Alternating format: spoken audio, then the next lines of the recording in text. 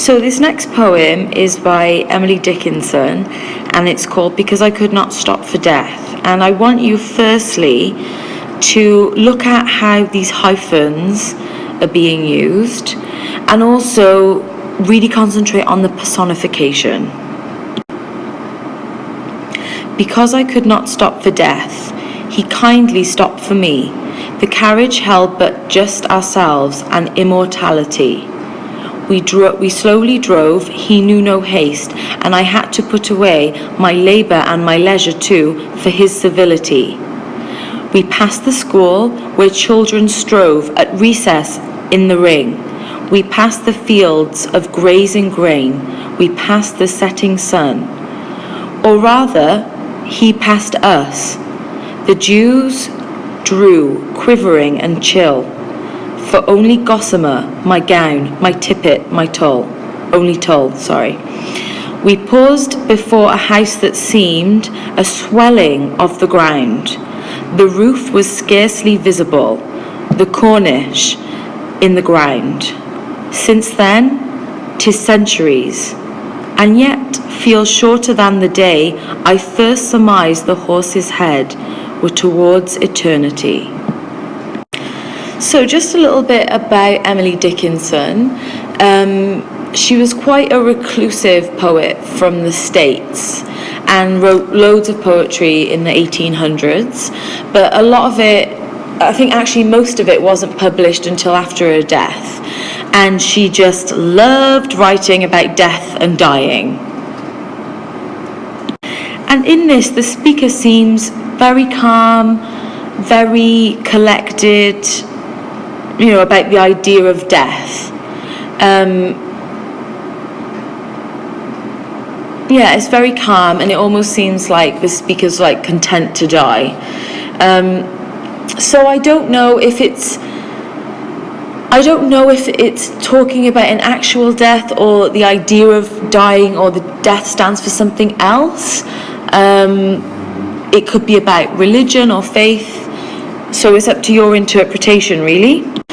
The reason why I say this about it could represent something is because Dickinson, she never got married. She had relationships, like she was very close with a lot of people in a romantic way, but she didn't get married and she didn't have children. So, I don't know, maybe. So, if we go from the beginning, I wasn't supposed to do that line. If we look at the first stanza, we've got death personified. And how is it personified? He kindly stopped for me. Because I could not stop for death, he kindly stopped for me. So immediately, we've got this idea that death is a man, and also that death is kind, and it isn't threatening at all. We've also got the carriage personified, the carriage held but just for ourselves, and immortality. So almost, the carriage is holding her and death, and the carriage picked her up, and they're heading towards immortality, which is, never-ending life. And what are the hyphens doing here? They're really making us stop. And what could that represent? If we think about movement, if you had to change direction when you were reading it for every time there was a hyphen, what could it represent? What movement could it represent, maybe, if we think about the carriage? In this first stanza too, we've got this rhyme. He kindly stopped for me and immortality. Does this happen again? We'll see. We slowly drove. He knew no haste, and I had put away my labour and my leisure too, for his civility. Sorry, I should mention at this point, what do you think the effect of the because I could not stop for death? Why isn't it just called I could not stop for death? Why this because?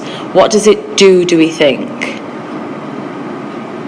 If I said to you, What would I need to say to you in order for you to start with because?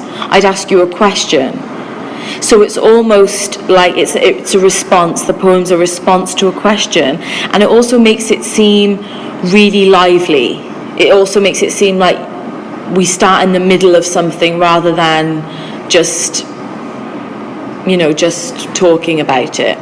And also there's no time wasted getting into the poem. We have death mentioned in the first line and also in the title. We've got the capital letters being used too. Why? What are they being used for? Are they all being used for the same reason, or are they being used for different reasons? What's this one here doing? What's this one here doing? Okay, think about that.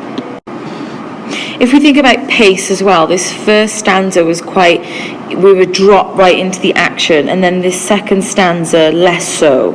So it sort of builds up tension and slows down the pace a little bit. And his civility, she's almost impressed by Death's manners. We passed the school where children strove at recess in the ring.